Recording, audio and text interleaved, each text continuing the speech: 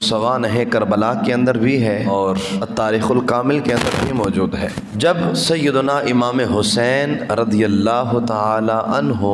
آپ نے 10 محرم الحرام کو یزیدیوں کے سامنے اتمام حجت کے لیے اپنی بات پوری کرنے کے لیے خطبہ ارشاد فرمایا۔ ایک یزیدی بدبخت تھا جس نے شہدائے کربلا کے خیموں کے ارد گرد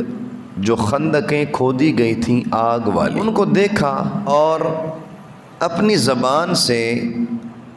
گستاخی والے جملے نکالے اور سیدنا امام حسین رضی اللہ تعالی عنہ کا دل دکھایا،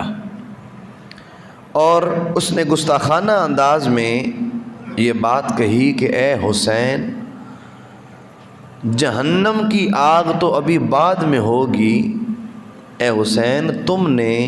یہاں دنیا میں ہی خندقوں میں آگ جلا دی ہے، معاذ اللہ۔ مطلب اس کا غلط تھا اور مقصد اس کا درست نہ تھا۔ جب اس نے یہ بات کی تو سیدنا امام حسین رضی اللہ تعالی عنہ آپ کو یہ بات بہت بری لگی۔ آپ نے اسی وقت اللہ وحدہ لا شریک کی بارگاہ میں ہاتھ بلند کیے اور اس یزیدی بدبخت کے بارے میں بد دعا کی، عرض کی اے میرے مولا، تو اس بدبخت پر اپنی گرفت فرما،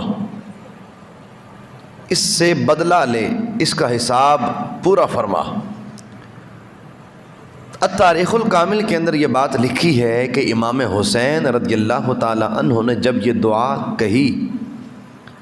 تو رب نے آپ کی دعا قبول فرمائی۔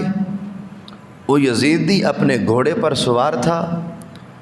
اس کا گھوڑا یکدم اچھلتا ہے، کودتا ہے،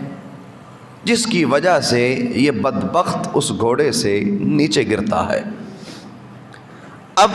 وہ گھوڑا اس کو اسی طرح گھسیٹتے ہوئے دوڑتا چلا جا رہا ہے، یہاں تک کہ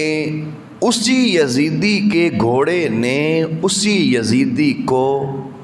وہی آگ، جس آگ کا تانا امام حسین کو اس نے دیا تھا،